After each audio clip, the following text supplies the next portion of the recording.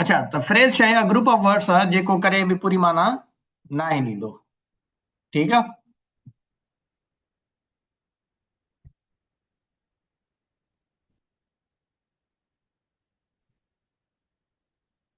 ऐं जेको असांजो क्लास थींदो आहे, क्लास छा आहे? A group of words which may or may not give complete sense. पूरी माना ॾेई बि सघे थो ऐं पूरी माना न बि ॾेई सघे थो। फॉर एग्जाम्पल, अगरि मां चवां थो त Ali is a doctor who lives in Karachi. Ali is a doctor who lives in Karachi. हाणे हिन में हिकिड़ो क्लास असांजो अली इज़ अ डॉक्टर आहे, ॿियो हिन जो क्लास आहे हू लिव्स इन कराची। हाणे हू लिव्स इन कराची जेको आहे उहो पूरी माना असांखे नथो ॾे, उहो डिपेंडेंट आहे। ठीकु आहे, इन जे करे क्लास में इहा शइ थींदी आहे। फ्रेज़ में छा आहे, उहो कॾहिं बि पूरी माना असांखे नाहे ॾींदो। हिकिड़ी शइ त क्लियर आहे त इहा ॿई पार्ट ऑफ सेंटेंस हूंदा आहिनि, वॾे जुमिले जी या नंढे जुमिले जा पार्ट्स हूंदा आहिनि। पर डिफरेंस हिन ॿिन्ही में छा आहे? डिफरेंस सफ़ा सिंपल आहे।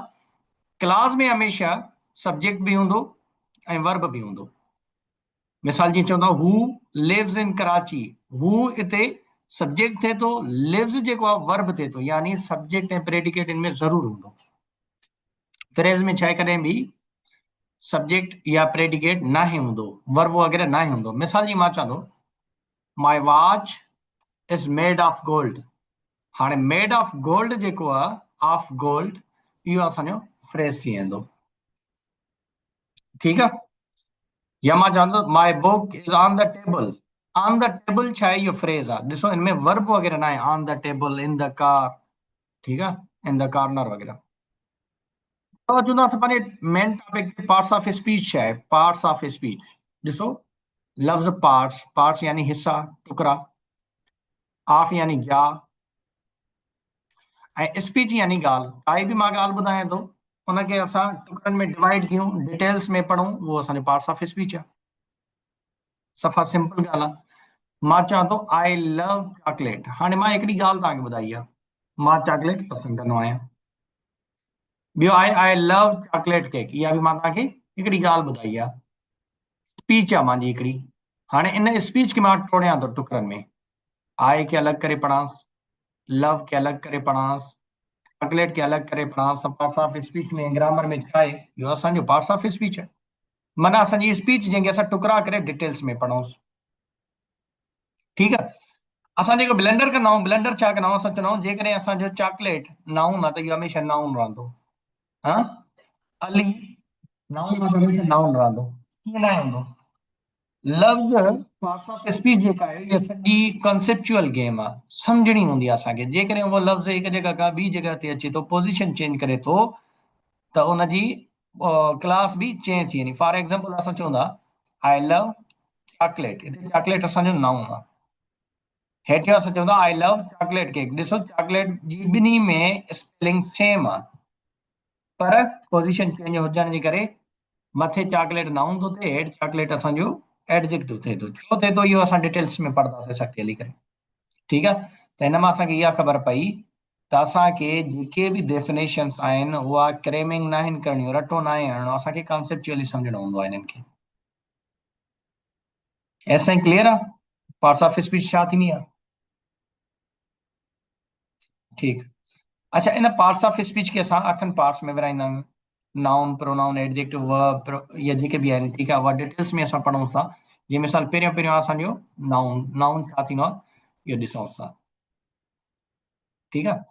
असां वटि काफ़ी बार परेशान थी वेंदा आहिनि नाउन में, त noun is the name of person, place or thing, या काफ़ी शयूं मिसाल न डेफिनेशंस पढ़ंदा आहिनि। असां सिंपली असां इन जो कॉन्सेप्ट सम्झींदासीं, नाउन आहे छा। ॾिसो, हर ॿोली जो, हर सब्जेक्ट जो पंहिंजो नॉमेनक्लेचर हूंदो आहे, नेमिंग सिस्टम हूंदो आहे। अहिड़े हिसाब सां ग्रामर जो पंहिंजो नेमिंग सिस्टम आहे, नॉमेनक्लेचर आहे। अगरि सिंपल इंग्लिश में नाउन जी माना कढूं था त इन जी माना आहे नेम, नालो। ठीकु आहे, कोई बि नालो हुजे असांजी स्पीच में उहो नाउन आहे।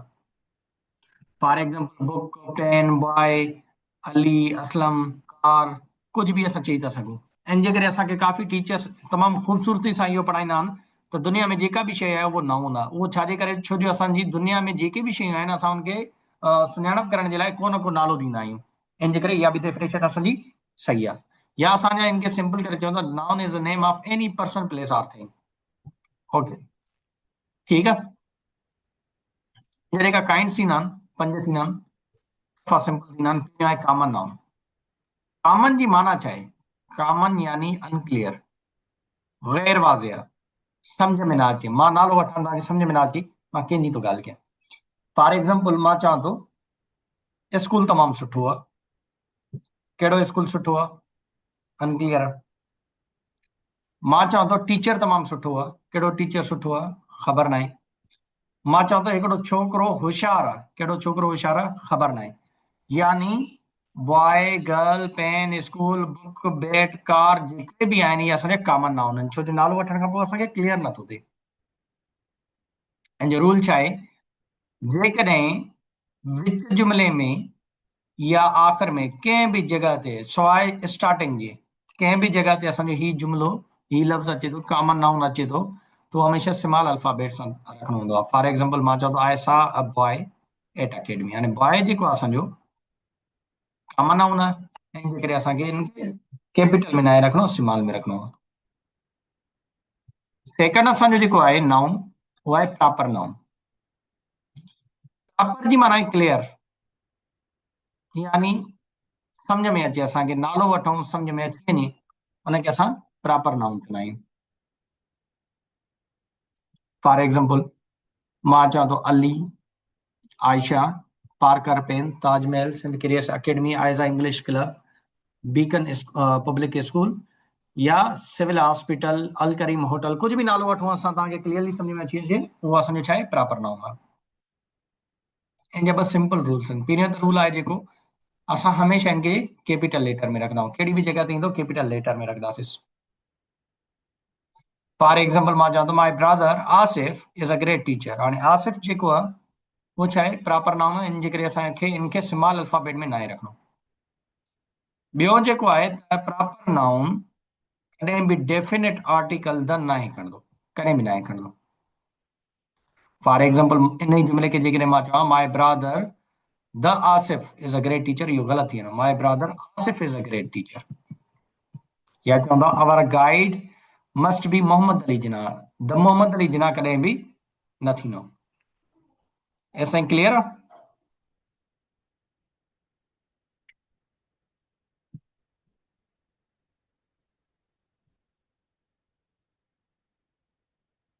आखिर मां क्लास वठी ॻाल्हायां थो, हिकु मिनट मां क्लास वठी ॻाल्हायां थो, हिकु मिनट। अच्छा, थर्ड जेको आहे असांजो कलेक्टिव नाउन। कलेक्टिव नाले मां ई क्लियर आहे, ग्रुप, मेड, कंहिं बि ग्रुप जो नालो हुजे हुनखे असां कलेक्टिव नाउन चवंदा आहियूं। For example nation, army, audiences, team, crew. इन में हमेशह हिक खां वधीक हूंदा आहिनि। ग्रुप जो ई नालो आहे, जीअं असां टीम जो एग्जाम्पल वठूं, टीम में हिकु माण्हू त न हूंदो न, हिक खां वधीक हूंदा। इहो असांजो कलेक्टिव नाउन आहे। इन जो रूल छा आहे? असां छो जो इनखे असां as a collective noun singular करे खणंदा आहियूं, इन जे करे इहो हमेशह पाण सां वर्ब बि सिंगुलर खणंदो ऐं प्रोनाउन बि सिंगुलर खणंदो। प्रोनाउन हमेशह इन सां इट्स ईंदो। फॉर एग्जाम्पल मां चवां थो the crew was busy in its exercise. Crew busy हुयो पंहिंजी एक्सरसाइज में। ठीकु आहे। कुछ एक्सेप्शनल केस आहिनि, उहा बि आहिनि तव्हांजा कलेक्टिव नाउन, पर उहा एक्सेप्शनल केस कीअं आहिनि? या हमेशह पाण सां प्लूरल वर्ब खणंदा। जीअं मिसाल पोल्ट्री, पोल्ट्री माना कुकड़ियूं, केटल, चौपायो माल, जीअं बकरियूं थियूं, रिढूं, मेंहूं वग़ैरह। वर्मिन, कीड़ा मकोड़ा। जेंट्री, पीज़ंट्री, जेंट्री माना अशराफिया, जेका असांजे मथां हुकूमत कंदा आहिनि। पीज़ंट्री जेको लोअर क्लास हूंदो आहे असांजो, जीअं किसान तबिको थी वञे। पीपल यानी माण्हू, पर्सन जो जमा आहे पीपल। पुलिस, इहा हमेशह लिस्ट तां यादि करे छॾियो, इहा हमेशह पाण सां प्लूरल वर्ब खणंदा। ही ईंदा रहंदा आहिनि तव्हांजे पेपर्स में। जीअं हाणे कुझु टाइम अॻु में बायोमेट्रिक जी मॉनिटरिंग असिस्टेंट जी जेका टेस्ट थी, हुन में आयो the people of Sindh celebrates the cultural festival every year. हाणे हुते छा हुयो? सेलिब्रेट्स न करणो, असांखे सेलिब्रेट करणो। ठीकु आहे। जीअं मिसाल example of women are eating my food, gentry are the masters of common people. इन खां बाद असांजो मटीरियल नाउन। मटीरियल नाउन छा थींदो आहे? अहिड़ा नाउन जेके कंहिं बि बेसिक मटीरियल खे शो करनि था जंहिंमां का ॿी शइ असां ठाहे सघूं। अहिड़ी शयुनि जा नाला। हिकु शइ तव्हांखे ज़हन में रखणी आहे, खाधे पीते जी शइ हिन में इंक्लूड न आहे हूंदी। असां अक्सर करे ग़लती कंदा आहियूं इहा, असां हुन में ॾही जो एग्ज़ाम्पल खणंदा आहियूं, मिल्क रोज़ जो एग्ज़ाम्पल खणंदा आहियूं। मटीरियल नाउन में इहे शयूं न आहिनि ईंदियूं जेके बि तव्हांजा कंस्ट्रक्शन में यूज़ थींदा। जीअं मिसाल आयरन थियो, gold, silver, brass, zinc, aluminium ऐं कॉपर, ॿियो लो वग़ैरह जेका बि शयूं तव्हांजी कंस्ट्रक्शन में, वुड थी वियो, उहो तव्हांजो मटीरियल नाउन आहे। इन जो रूल इहो आहे त इहो अनकाउंटेबल आहे, इन जो कॾहिं बि प्योर फॉर्म न आहे थींदो। फॉर एग्ज़ाम्पल मां चवां त my car is made of silver, silvers न थींदो। मां चवां त my table is made of woods, woods ग़लति थी वेंदो, my table is made of wood. इन खां बाद असांजो लास्ट इन जो काइंड आहे एब्स्ट्रैक्ट नाउन। एब्स्ट्रैक्ट नाउन जे बारे में हिकिड़ो असांखे न थोरो मिसकंसेप्शन हूंदो आहे। असां इहा शइ सम्झंदा आहियूं त एब्स्ट्रैक्ट नाउन अहिड़ी शयूं जंहिंखे न असां ॾिसी सघूं, न छुई सघूं, सिर्फ़ु महसूसु कयूं। इहा ग़लति आहे डेफिनेशन। ॾिसो, जेकॾहिं मां चवां लाइट, तव्हांजे कमरे में लाइट हूंदी, उहा नज़र अचे थी तव्हांखे। जेकॾहिं असां चऊं था वाइटनेस, वाइटनेस बोर्ड ते हूंदी आहे, असांखे नज़र अचे थी उहा। ठीकु आहे, त इहा डेफिनेशन असांजी सेटिस्फाई नथी थिए। डेफिनेशन जी करेक्ट छा आहे, जेके स्टैंडर्ड बुक्स प्रेफर करनि था, उहा आहे कंहिं बि शइ जो नालो, उहा एक्शन, स्टेट या क्वालिटी हुजे, apart from its physical form. Apart from its physical form जो मतिलबु आहे जंहिंखे पंहिंजो जिस्म न हुजे। फॉर एग्ज़ाम्पल, तव्हांजे कमरे में लाइट आहे, छा हुनखे जिस्म आहे? जेकॾहिं मिसाल ॿाहिरि सिज जी रोशनी आहे, हुनखे जिस्म आहे? मां चवां थो हुनखे पकड़े करे अंदरि खणी रखोसि तव्हां, कॾहिं बि न आहे। ठीकु आहे, इन जे करे एब्स्ट्रैक्ट नाउन अहिड़ा, जीअं मिसाल चवंदा असां नेबरहुड, पाड़ो। पाड़ो तव्हां ॾिसंदा त आहियो न तव्हांजी वटि में, हा, पर छा हुनखे जिस्म आहे? या मिसाल असां हिकिड़ी पूरी मां लिस्ट तयारु कई आहे हिनजी एब्स्ट्रैक्ट नाउन जी। जीअं मिसाल असां चऊं था क्यास, अफ़रा तफ़री, जेकॾहिं किथे बम लॻे थो या धमाको थिए थो, सभई अफ़रा तफ़री में बेदा आहिनि, जिस्म आहे? न अथसि। रवैयो, कंहिं बि माण्हू जो रवैयो ख़राबु हूंदो आहे, सुठो हूंदो आहे, बेकार हूंदो आहे, हा, छा हुनखे जिस्म आहे? बिल्कुलु बि न आहे। मौसम, मौसम जीअं अॼु तमामु घणी गर्मी आहे, छा हिनखे जिस्म आहे? न अथसि। ट्रैफिक सां असां अक्सर करे टुरिजी, हाणे तमामु ख़राबु आहे ट्रैफिक, ट्रैफिक ॾिसंदा आहियूं असां, नज़र बि ईंदी आहे। त हुन सिचुएशन जो नालो आहे, गाॾियूं जिते घणियूं थी वञनि उन्हनि खे असां ट्रैफिक चवंदा आहियूं, हुनखे पंहिंजो कोई बि जिस्म न आहे थींदो। हे पूरी लिस्ट आहे, जेकॾहिं तव्हां यादि करे छॾंदो तव्हांखे फ़ाइदो थींदो। हिन जो रूल छा आहे? रूल इहो आहे एब्स्ट्रैक्ट नाउन जो, सिंपली हिनखे पंहिंजो प्ले ऑफ फॉर्म न आहे थींदो। ऐं जिस्म न आहे त हुनजो प्ले ऑफ फॉर्म बि न आहे। ठीकु आहे, फॉर एग्ज़ाम्पल असां चऊं था everyone loves one's childhood, childhood न थींदो, चाइल्डहुड थींदो। ठीकु आहे, अच्छा, असांजो जेको आर्टिकल आहे, आर्टिकल हमेशह ए या एन जेको असां लॻाईंदा आहियूं, उहो तॾहिं लॻाईंदा आहियूं जॾहिं कंहिं शइ खे काउंट करे सघूं। हिकु मोबाइल थी वई, ठीकु आहे, या अहिड़े हिसाब सां असां हुन सां लॻाईंदा आहियूं। पर एब्स्ट्रैक्ट नाउन ऐं कलेक्ट तव्हांजा मटीरियल नाउन, हिन खे छोजो पंहिंजो सिंगुलर फॉर्म थींदो न, हमेशह प्योर हूंदा आहिनि, सॉरी, प्योर फॉर्म न आहे थींदो हिन जो। जेकॾहिं असां जेकॾहिं हिन सां आर्टिकल लॻायूं बि था त साफ़ लॻाईंदासीं पहिरियां, piece of an except of. Except जो मतिलबु आहे हुनजो टुकड़ो, bunch of etc. For example असां अक्सर करे ग़लती कंदा आहियूं, she gave me an advice, इहो ग़लति आहे। असां she gave me a piece of advice. ठीकु आहे, अहिड़े हिसाब सां सम इंफॉर्मेशन चई सघूं था असां, सम इंफॉर्मेशंस न थींदो कॾहिं बि, या अ पीस ऑफ इंफॉर्मेशन असां चई था सघूं, या एन एक्सेप्ट ऑफ इंफॉर्मेशन। असांजो हुयो नाउन। ऐसा ही को क्वेश्चन आहे तव्हांजो, पुछो, त पोइ असां अॻिते डिस्कस कयूं हिनखे।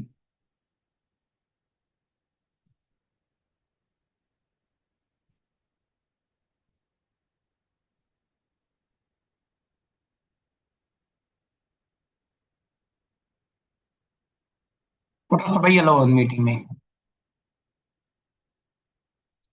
अच्छा ॾिसो, आख़िरी टॉपिक आहे classification of a noun. Classification of noun छा थींदो आहे? यानी नाउन खे असां हिकु त 5 काइंड्स में डिवाइड कंदा आहियूं, ॿियो हुनजी 2 क्लासिफिकेशन हूंदियूं आहिनि। हिकिड़ी क्लासिफिकेशन हूंदी आहे काउंटेबल, ॿी हूंदी आहे अनकाउंटेबल। काउंटेबल जो मक़सदु आहे अहिड़ा नाउन जंहिंखे पंहिंजो प्लूरल फॉर्म हुजे, अहिड़ा नाउन जंहिंखे पंहिंजो प्लूरल फॉर्म हुजे उनखे असां काउंटेबल नाउन चवंदा आहियूं। ठीकु आहे। हिनखे अञा इज़ी करण जे लाइ त जीअं असांखे आसानी थिए इन जो ॿियो असां एग्ज़ाम्पल ईअं खणंदा आहियूं, डेफिनेशन ईअं पढ़ंदा आहियूं, names of animal person place or thing, उहे असांजा काउंटेबल नाउन थी वेंदा। फॉर एग्जाम्पल डियर, डियर जो प्लूरल फॉर्म त न आहे थींदो, डियर माना हरणी, पर असां उन छो जो एनिमल नेम आहे इन जे करे असांखे काउंटेबल कंसीडर कंदा आहियूं। शीप, शीप जो प्लूरल फॉर्म न आहे थींदो, फिश जो प्लूरल फॉर्म न आहे थींदो, पर असां हुनखे कंसीडर कंदा आहियूं काउंटेबल में, छो जो उहो तव्हांजो कंहिं बि जानवर जो नालो आहे। अहिड़े हिसाब सां जीअं स्टार आहे, हा, स्टार खे असां जेकॾहिं सॼी उमिरि में बि नथा ॻणे सघूं, इन जे करे असां हुनखे काउंटेबल में छो था कंसीडर कयूं, छो जो हुनजो प्लूरल फॉर्म ठहे थो स्टार जो, स्टार्स आहे। ठीकु आहे। अनकाउंटेबल छा आहे, इन जे बरअक्स अचे थी डेफिनेशन, यानी अहिड़ी शइ जंहिंखे पंहिंजो प्लूरल फॉर्म न हुजे उनखे असां अनकाउंटेबल नाउन चवंदा आहियूं। जीअं मिसाल तव्हां मटीरियल नाउन पढ़ियो या एब्स्ट्रैक्ट नाउन पढ़ियो, उनखे पंहिंजो प्लूरल फॉर्म न आहे थींदो। ॿी जेका डेफिनेशन आहे, नेम्स ऑफ सब्सटेंसेस, सब्सटेंसेस जो मतिलबु आहे अहिड़ी शयूं जेका तव्हां केजीस में वठो था, जीअं अटो, चांवर, कणिक। ठीकु आहे इहो। ऐं प्लस में असां चऊं था लिक्विड्स, जेके बि तव्हांजा लिक्विड्स वग़ैरह आहिनि उहा तव्हांजा अनकाउंटेबल में ईंदा। जीअं मिसाल खीर थी वियो, तव्हांजो पेट्रोल थी वियो, ऐं वग़ैरह वग़ैरह।